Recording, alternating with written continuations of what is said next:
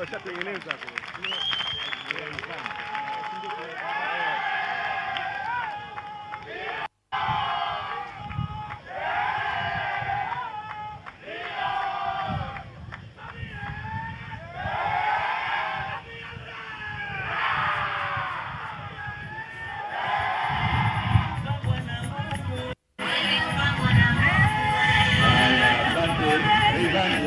popote ulipo.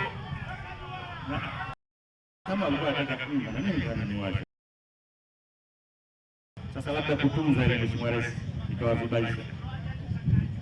Haya, Rayvanny tumalizie. Tufanye haraka. Rayvanny tumalizie. Huyo.